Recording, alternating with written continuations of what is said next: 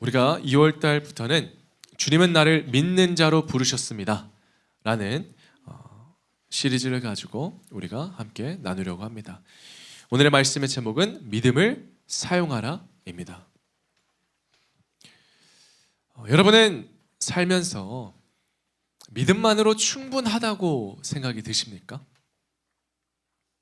우리가 이 질문 앞에 정직하게 서보자면 사실 믿음만으로 충분하지 않을 때가 많습니다.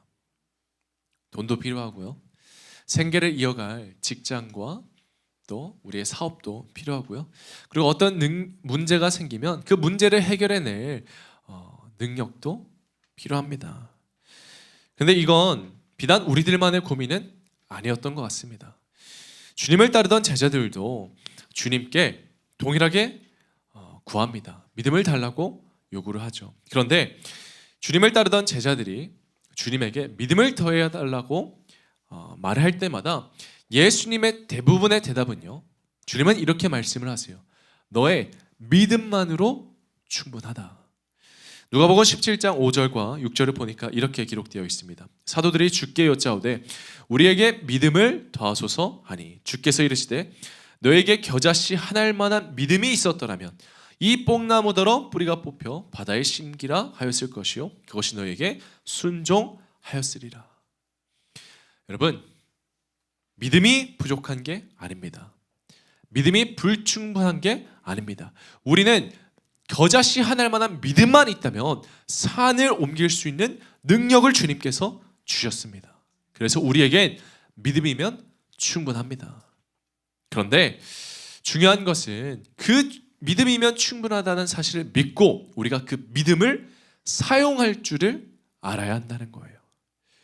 그래서 우리가 신앙생활을 하면서 진정한 도전은 우리가 믿음을 사용할 때 믿음을 사용하지 못하게 만드는 우리의 의심과 불신앙을 다루는 것입니다.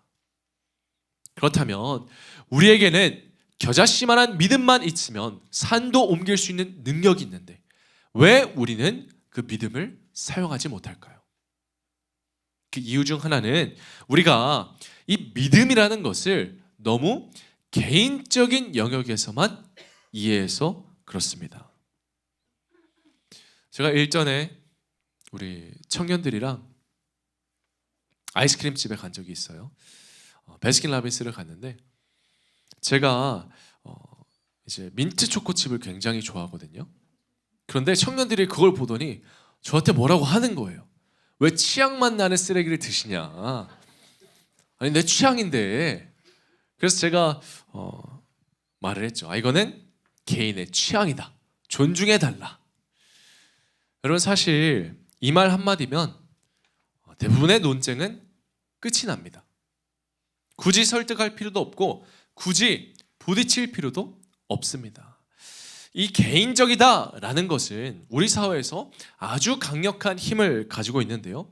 우리가 개인적인 것이다 라고 말하는 순간 우리는 더 이상 그 선택에 대해서 묻지 않습니다. 왜 그렇게 생각하는지, 왜 그런 결정을 했는지 추궁하지 않아요. 왜냐하면 개인적인 생각은 존중의 대상이기 때문입니다. 그래서 우리는 이렇게 말할 때가 있죠. 그렇구나. 너는 그렇게 생각하는구나. 내 생각은 존중해. 그런데 나는 개인적으로 이렇게 생각해. 이게 맞는 것 같다. 그러니까 서로의 입장을 최대한 이해하고 존중하려고 하는 거죠. 이 말은 좋은 말입니다. 사람 관계에서 필요한 태도입니다. 그런데 믿음은 그렇게 작동하는 게 아니에요. 믿음은 개인적인 생각이나 개인적인 신념이나 개인적인 선택의 영역이 아닙니다. 만약 우리가 믿음을 이 개인적인 것으로만 생각을 한다면 우리는 우리에게 주어진 이 믿음의 능력을 사용할 수가 없습니다. 왜냐하면 개인적인 믿음은 결국 나에게 아무런 요구도 하지 않아서 그래요. 선택을 바꾸라고 하지도 않고 결정을 흔들지도 않고 불편을 감수하라고 하지도 않습니다. 개인적인 것은 건드리지 않는 게 예의잖아요. 존중해야 하잖아요. 그러나 여러분 오늘 한 가지를 분명히 기억하십시오. 믿음은 개인적인 선택으로 시작할 수는 있지만 개인적인 영역으로만 끝나지는 않습니다. 오늘 본문을 볼게요. 오늘 본문은 예수님이 성전에서 분노하시는 장면입니다. 성전을 정결케 하시고 상을 엎으시고 채찍질하면서 사람들을 막 내쫓은 장면이거든요. 예수님이 유월절을 맞아 성전에 갔는데 어떤 장면을 보냐면 그게 13절과 14절에 유대인의 유월절이 가까운지라 예수께서 예루살렘으로 올라가셨더니 성전 안에서 소와 양과 비둘기 파는 사람들과 돈 바꾸는 사람들이 앉아있는 것을 보시고, 이 장면을 보시고 예수님이 화를 내신 거예요. 그런데 여러분, 여기서 우리가 한 가지 오해를 풀어야 합니다. 우리는 이 말씀을 읽으면서 이렇게 쉽게 생각할 수가 있어요. 예수님이 화내신 이유는 성전에서 누가 이렇게 장사를 하는가? 성전은 거룩한 곳인데 이렇게 장사하는 게 잘못된 거 아닌가? 실제로 어떤 사람들은 이 말씀을 가지고 요즘 교회가 기업이 됐다고, 교회가 장사하는 곳이 됐다고 비판하기도 합니다. 그런데 사실 오늘 이 본문의 장면은요, 그때 당시 성전 문화를 살펴보면 필요에 의해서 허용되던 일이었어요. 이스라엘 사람들은 6월절에, 이 이스라엘 최대 명절인 6월절에 전국에서 예루살렘으로 모여야 했습니다. 그리고 제사를 지내야 했거든요. 그런데 여러분 생각해 보세요. 이제 멀리서 오는 사람들도 있을 거 아니에요. 전국에서 예루살렘으로 모이니까 뭐 그때는 지금처럼 길이 발달된 것도 아니고 차를 타고 오는 것도 아니에요. 그러니까 10분, 20분, 30분 거리면 상관이 없는데 뭐 기본 5시간, 6시간, 그리고 길도 포장된 도로가 아니라 광야와 같은 길을 제물을 가지고 온다고 생각을 해보세요. 성전에서 제물을 드릴 때 우리는 온전한 제물을 드려야 되는데 그 먼 길에서 제물을 가지고 오면 제물이 성할 수가 없었던 거예요. 그러니까 불편하지 않도록 성전에서 소와 양과 비둘기 이런 제물들을 팔기 시작한 거고, 또 그때 성전세를 내려면 그때 당시에는 가장 순전한 은으로 만들어진 두로 은전으로 냈어야 됐어요. 그러니까 오늘 본문의 장면은 그 당시 사람들에게는 익숙한 풍경이었다는 거죠. 어찌 보면 각자의 필요를 채우는 당연해진 종교적 관행이자 개인의 신앙 방식이었던 것입니다. 누구는 멀리서부터 제물을 데려올 수 있지만 누구는 성전에서 제물을 사서 드리고, 그러니까 개인적인 입장이 있었던 거죠. 그런데 15절을 보니까 주님이 이렇게 분노하시죠. 노끈으로 채찍을 만드사 양이나 소를 다 성전에서 내쫓으시고 돈 바꾸는 사람들의 돈을 쏟으시며 상을 엎으시고 비둘기 파는 사람들에게 이르시되 이것을 여기서 가져가라, 내 아버지의 집으로 장사하는 집을 만들지 말라 하시니. 여러분, 저는 오늘 이 본문에서 예수님이 화를 내셨다는 사실 자체에 주목하고 싶지 않습니다. 여기서 중요한 건 왜 예수님이 이 장면을, 어쩌면 그때 당시에는 당연하다고 여겨진 이 장면을 그냥 지나치지 않으셨냐? 저는 그 사실에 주목하고 싶어요. 예수님은 자신이 불쾌해서 반응한 게 아닙니다.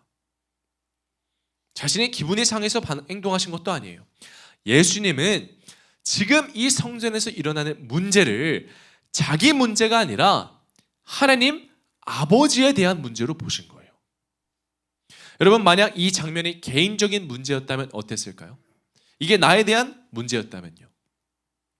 그러면 우리는 조금은 불편해도 참았을 거예요.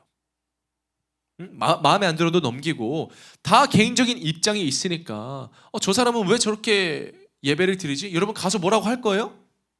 안 그러잖아요. 왜? 개인적인 거니까. 개인적인 신앙의 방식이니까. 각자의 사정을 존중할 수도 있었을 것입니다. 그러나 이것이 하나님에 대한 것이 되는 순간 상황은 달라집니다. 이제 이건 더 이상 참고 말고의 문제가 아니라 하나님의 주권에 관련된 문제가 되기 때문이에요. 하나님의 이름이, 하나님의 집이, 하나님의 영광이 걸린 문제 앞에서 예수님은 침묵하실 수 없었습니다. 가만히 있을 수가 없었던 거죠. 여러분, 우리도 신앙생활을 하다 보면요, 그냥 넘겨버리는 수많은 지점들이 있지 않습니까? 예를 들어 헌금 이야기가 나오면 아직 내 믿음은 거기까지는 아닌 것 같다. 나는 그만큼은 드릴 수 없을 것 같다. 내 형편이 아직 그렇게 좋지는 않아. 헌신 이야기가 나오면 나는 아직 내 믿음의 수준이 교회를 섬길 수준은 안 되는 것 같다. 나는 아직 그럴 깜냥이 안 돼. 기도와 결단 앞에서도 마찬가지죠. 근데 여러분, 이게 정말 개인적인 문제일까요? 아닙니다. 믿음은 하나님에 관한 거예요. 하나님을 믿는다고 하면서도 믿음을 내 감정 안에서만, 내 능력 안에서만, 내 형편과 내 상황 안에만 가둬두는 거예요. 그러니 믿음이 있어도 그 믿음을 제대로 사용하지 못하는 것입니다. 여러분, 믿음이 나에 대하여만 머문다면, 개인적인 영역에서만 머문다면 그건 믿음이 아니라 신념이 됩니다. 동의는 합니다. 그러나 순종하지는 않습니다. 말씀을 듣고 감동은 받아요. 그런데 반응하지는 않습니다. 그러나 믿음은 하나님께 대하여 반응하는 것이고 하나님을 위하여 사용되는 것입니다. 그리고 바로 그때 그 믿음이 여러분의 삶을 변화시키고 회복시키고 반전시키는 놀라운 능력이 되는 거예요. 그래서 오늘 우리의 믿음이 개인적인 믿음이 아니라 하나님에 대한 믿음으로 우리가 사용하려면 오늘 우리가 무엇을 붙들어야 할지 두 가지를 나누려고 합니다. 먼저 첫 번째, 우리는 믿음의 결과를 믿어야 합니다. 오늘 본문 18절 말씀 우리 같이 한번 읽어볼게요. 시작. 이에 유대인들이 대답하여 예수께 말하기를 내가 이런 일을 행하니 무슨 표적을 우리에게 보이겠느냐. 지금 이 말 속에는 분명한 태도가 담겨 있어요. 뭐냐? 우리가 납득할 만한 결과를 보여주면 믿겠다예요. 표적을 보여주면 믿겠다. 그러니까 보여주는 결과를 보고 내가 판단하겠다는 믿음이죠. 이 유대인들이요, 그들의 믿음은 철저히 개인적인 영역에 머물러 있었습니다. 내 기준에 맞으면 따르고 이해되면 순종하겠다는 태도죠. 마치 예수님께 이렇게 말하는 것 같아요. 너가 결과를 보여주면 내가 믿어줄게. 그러니까 마치 자격을 검증하는 것처럼 요구하고 있습니다. 근데 여러분, 이 유대인들의 모습이 오늘날 우리들과 그렇게나 다를까요? 오늘날 많은 성도들이 신앙생활을 하다가 실망하고 포기하는 게 바로 이 지점에 있습니다. 우리가 기도를 했는데 내가 원하는 결과가 나오지 않을 때, 열심히 믿었는데 상황이 전혀 바뀌지 않을 때, 내가 믿음으로 순종했지만 오히려 더 어려워질 때 우리는요, 어느새 나도 모르게 결과를 기준으로 하나님을 판단하기 시작해요. 그러다 보니까 관계가 바뀌죠. 아버지와 자녀의 관계가 아니라 보여줘야 믿고 응답해야 따르는 갑과 을의 관계처럼 바뀌기 시작해요. 여러분, 사실 우리는 이 갑과 을의 관계, 무언가를 주고 얻는 관계, 이런 사고방식에 굉장히 익숙한 사람들이잖아요. 여러분, 우리가 편의점에 가요. 그러면 먹을 것을 고르고 필요한 것을 고르고 가격 대비 좋아 보이는 것을 고릅니다. 그리고 값을 지불하고 그 물건을 받죠. 그런데 우리가 신앙생활을 그렇게 하려고 하면 문제가 생깁니다. 믿음은 거래가 아니거든요. 우리가 자주 빠지는 신앙의 함정이 뭐냐면, 영적 함정이 뭐냐면, 내가 믿음이라는 값을 내면 원하는 걸 얻을 수 있다고 생각을 해요. 내가 기도라는 값을 내면 하나님은 응답이라는 결과를 주셔야 한다고 생각을 해요. 내가 헌신이라는 값을 내면 하나님은 축복이라는 결과를 주셔야 한다고 생각을 합니다. 그런데 이렇게 신앙생활을 하기 시작하면 결과가 내 생각과 다를 때 반드시 실망하게 되는 거예요. 아니, 실망을 넘어서서 속았다는 마음을 갖게 됩니다. 여러분 생각해봐요. 여러분이 광고를 보고 그 광고가 엄청 잘 광고를 했어. 그래서 보고 필요해서 내가 그걸 구매를 했는데 막상 물건이 왔는데 광고랑 다르다고 생각을 해보세요. 화내야죠. 사기당한 거잖아요. 속은 거죠. 제가 한국 와서 깜짝 놀란 것 중 하나가 뭐냐면 이 한국 과자가 여러분 겉으로 보면 봉투가 엄청 빵빵하잖아요. 근데 막상 열어보면 과자 5개 들어있고 과자 열고 저는 사기당한 느낌 받았다니까요. 아니 뭐야 이게? 여러분 사람 마음이 그래요. 기대가 컸을수록 포장이 화려할수록 열어봤을 때 실망도 커집니다. 많은 사람들이 예수를 믿으면 복 받는 걸 기대하며 교회에 옵니다. 예수 믿으면 인생이 달라지고 모든 문제가 해결될 거라고 생각을 합니다. 교회는 세상은 채워줄 수 없는, 세상이 줄 수 없는 다른 무언가가 있을 거라고 기대합니다. 맞는 말이에요. 여러분, 예수 믿으면 복 받습니다. 예수 믿으면 인생이 달라져요. 믿음에는 분명한 결과가 있습니다. 그런데 중요한 것은 그 결과의 모습을 누가 정하냐예요.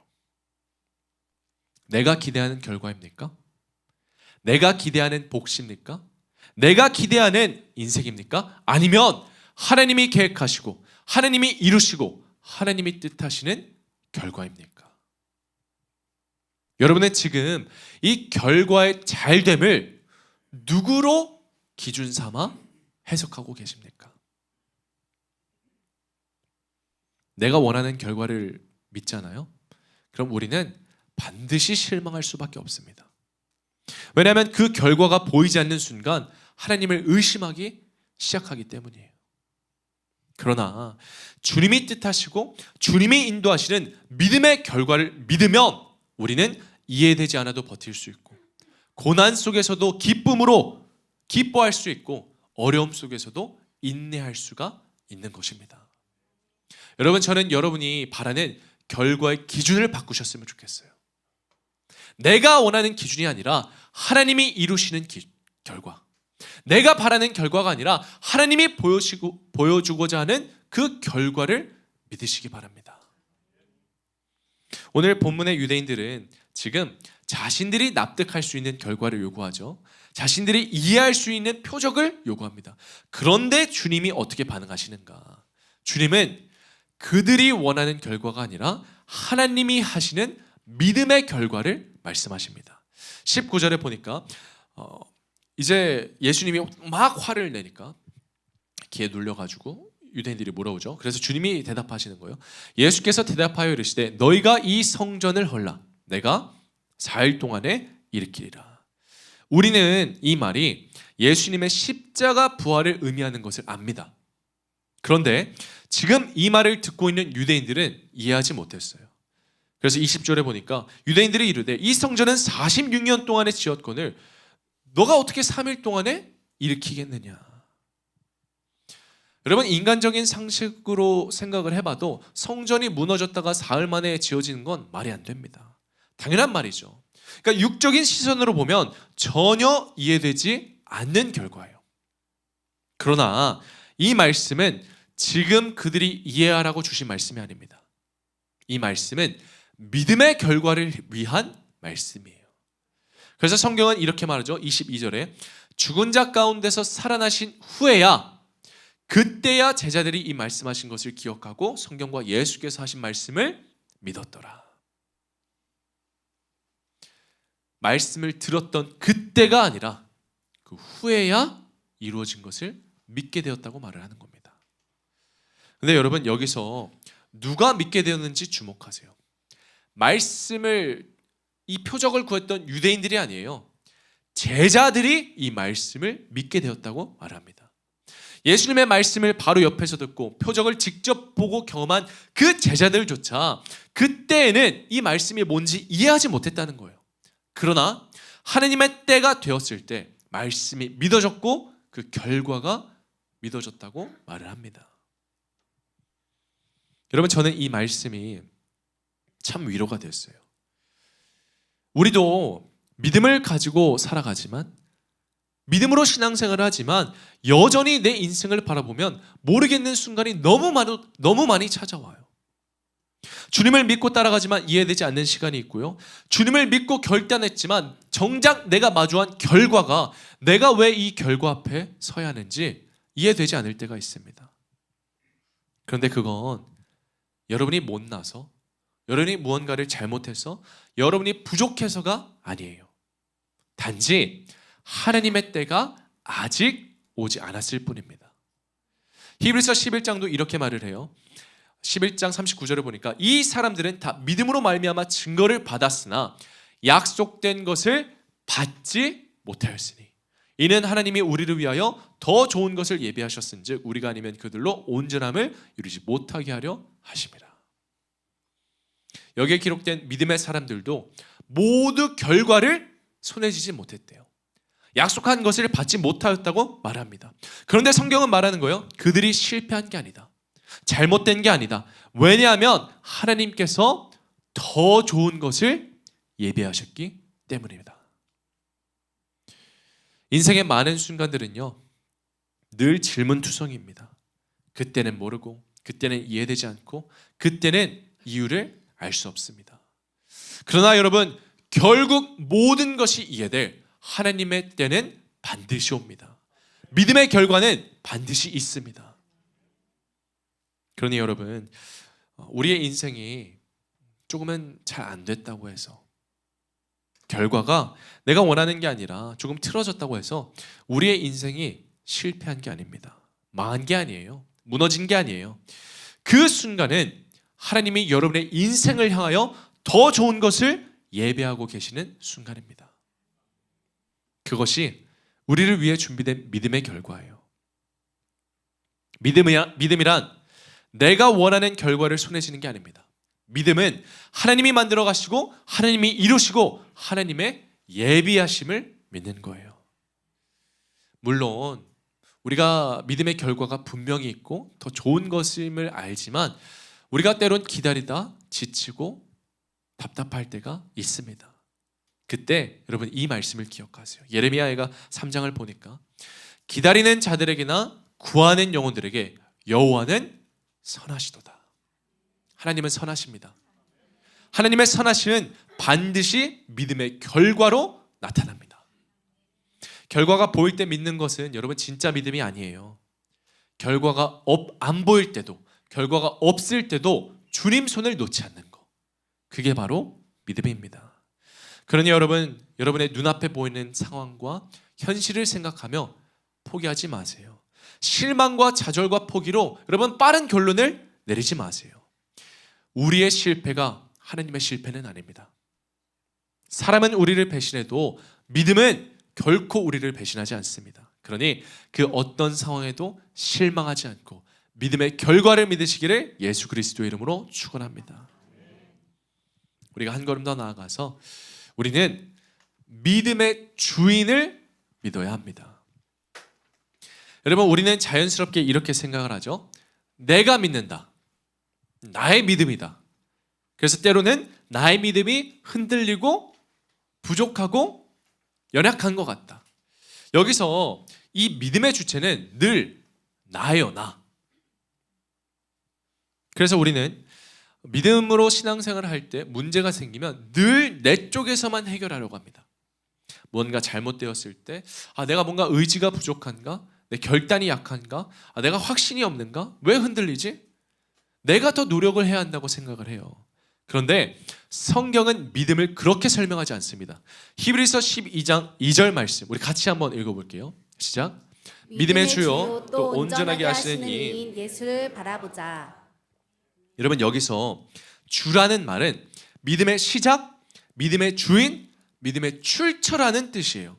그리고 온전하게 하신다는 것은 예수님이 그 시작하신 믿음을 완성하신다는 의미입니다.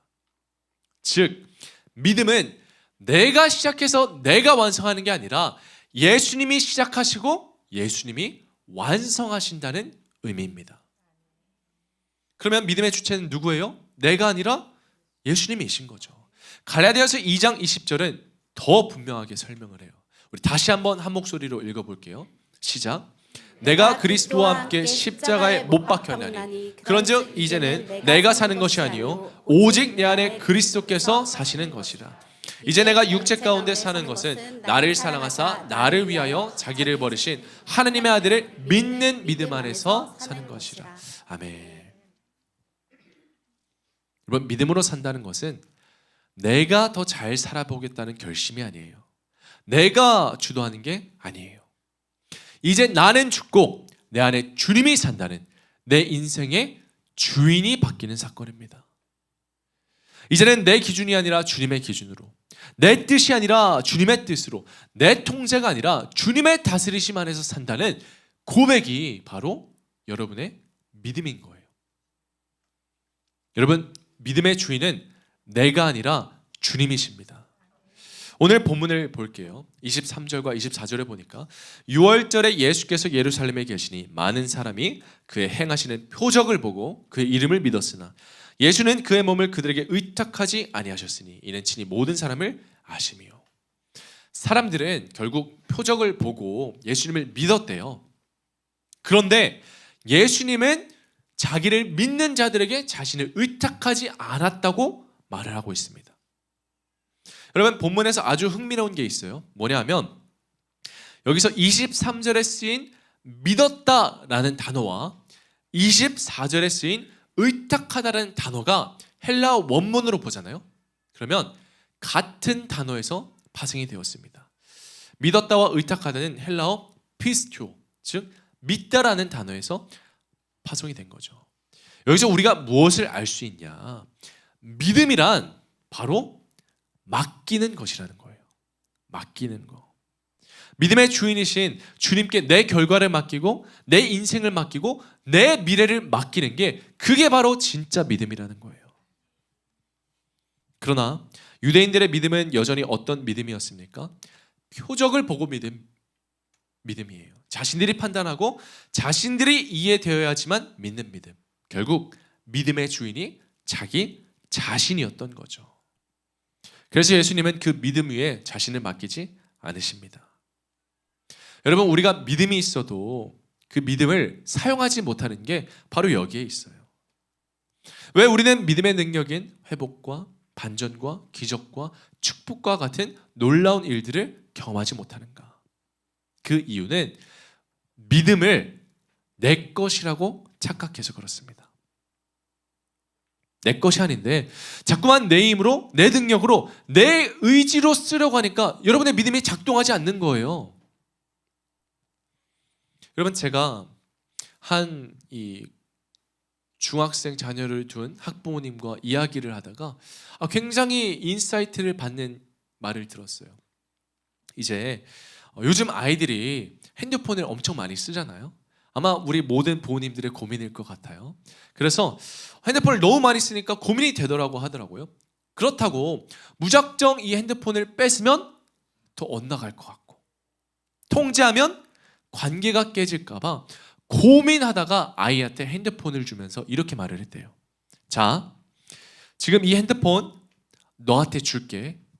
근데 이 핸드폰의 소유권은 나한테 있어. 단지 나는 너한테 사용권을 주는 거야. 이렇게 말을 했다고 하더라고요. 그러니까 마음대로 쓰는 게 아니라 허락 안에서만 쓰는 거고, 선을 넘으면 회수할 수 있다는 걸 아이한테 분명히 알려준 거죠. 여러분, 겉으로 보면 아이 손에 핸드폰이 들려있으니까 그 주인은 그 아이 같아요. 근데 실제 주인은 누구라는 거예요? 그걸 사준 부모에게 있다는 거예요. 여러분, 우리도 이 믿음의 사용권과 소유권을 헷갈려서는 안 됩니다.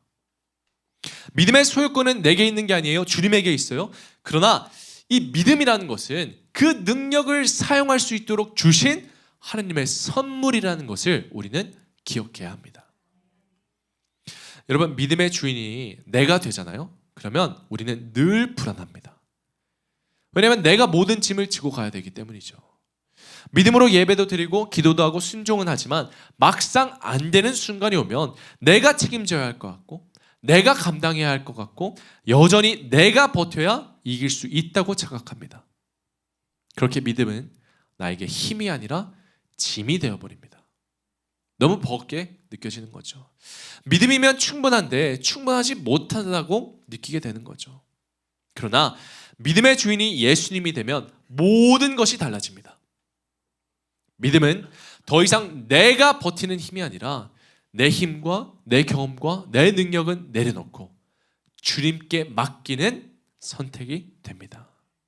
여러분, 이건 내가 가진 옵션 중에 주님을 선택하는 게 최고니까 그렇게 맡기는 거야 라는 개념이 아니에요. 완전 다른 차원이에요. 내가 가진 여러 옵션 중에 주님을 선택하는 게 아니라 주님만이 우리의 유일한 옵션이 되는 것입니다. 그게 여러분의 인생을 주님께 맡겨드리는 방식이 돼야 돼요. 주님의 뜻과 주님의 능력과 주님의 지혜를 의지하며 살아야 합니다.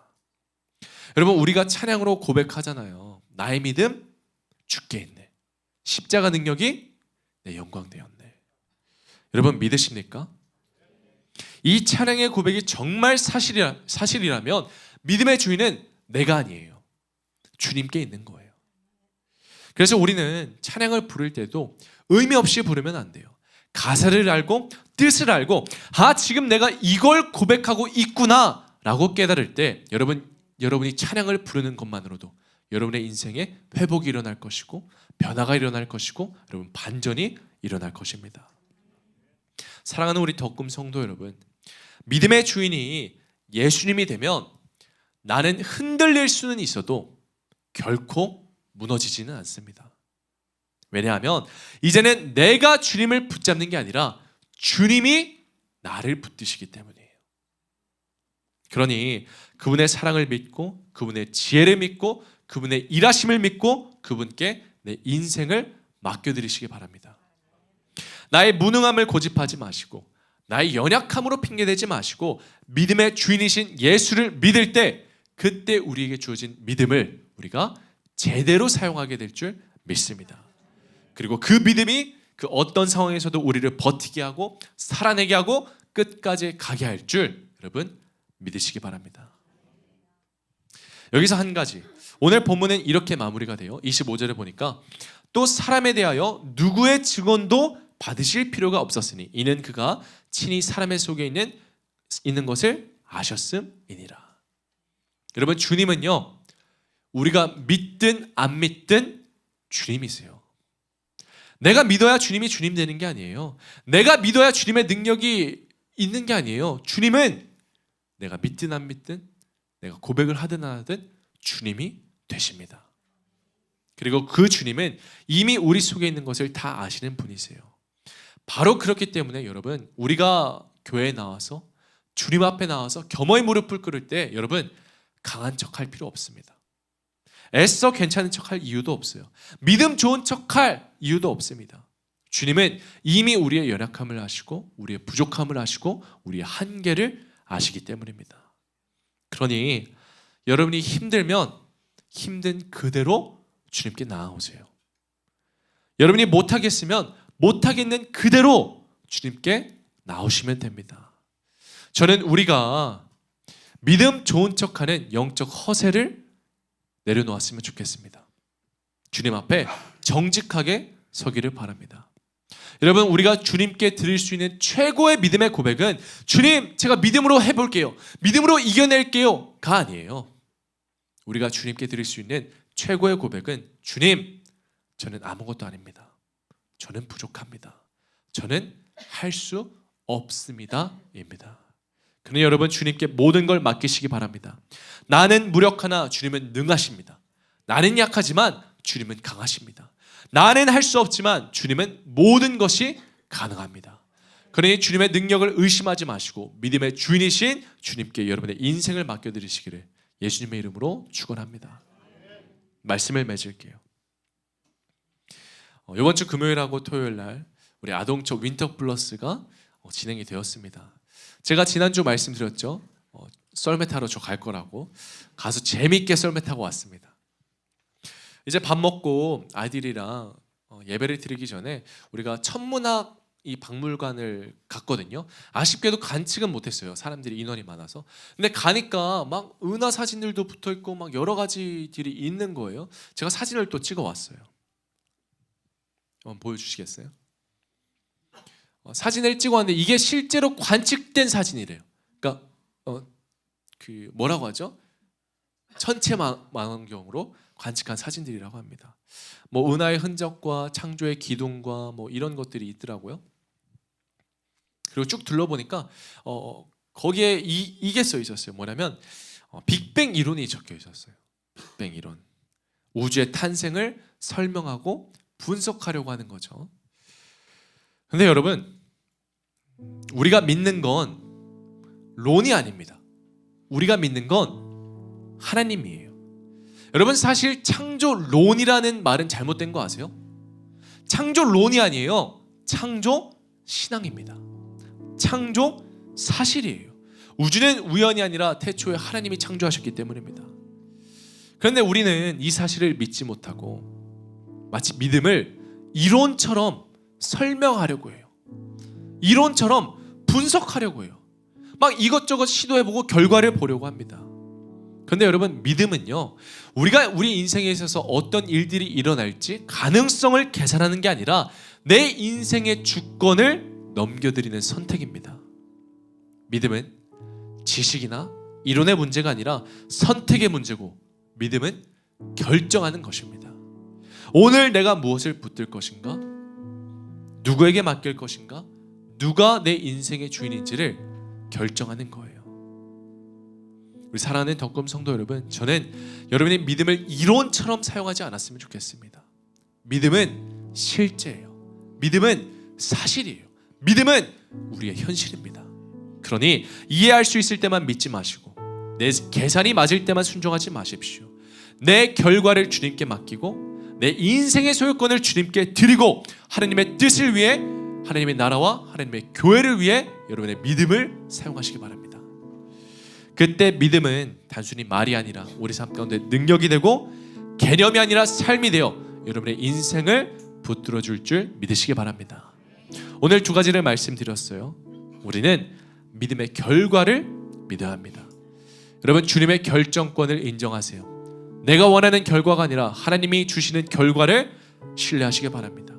두 번째, 믿음의 주인을 믿으시기 바랍니다. 주님의 소유권을 인정해야 합니다. 나의 믿음이 아니에요. 내가 하는 게 아니에요. 주님이 하십니다. 주님이 책임지십니다. 오늘도 이 사실을 기억하시며 여러분의 믿음을 여러분의 삶에서 사용하게 되는 믿음의 자녀가 되기를 예수님의 이름으로 축원합니다. 우리 시간 이 찬양 같이 부르고 기도할게요. 내게 허락하신 시련을 통해 나의 믿음 더욱 강하게 자라나고, 험한 산과 골짜기 지나는 동안 주께 더 가까이 나를 이끄시네. 내가 겪는 시험이 어렵고 힘겨워도 내 주님보다 크지 않네. 내 앞에 바다가 갈라지지 않으면 주가 나로 바다 위 걷게 하리. 나는 믿네. 주의 능력으로 내 삶 새롭게 되리. 나는 믿네. 주의 능력으로 담대히 나가리라. 주와 함께 싸워 승리하리라. 날마다 우리 한 번 더 고백합니다. 나는 믿네. 나는 믿네. 주의 능력으로 내 삶 새롭게 되리. 나는 믿네. 주의 능력으로 담대히 나가리라. 주와 함께 싸워 승리하리라. 우리 이 시간 이 믿음으로 고백합시다. 나의 믿음 주께 있네. 나의 믿음 주께 있네. 십자가 능력이 내 영광 되었네. 주께서 우리를 승리케 하셨네. 나의 능력 나의 나의 소망. 우리 마지막으로 고백합시다. 나의 믿음 주께 있네. 나의 믿음 주께 있네. 십자가 능력이 내 영광 되었네. 주께서 우리를 승리케 하셨네. 나의 능력 나의 소망 주께 있네. 사랑이 많으신 아버지 하나님, 이 시간 주님 앞에 나는 아무것도 아니다라고 고백합니다.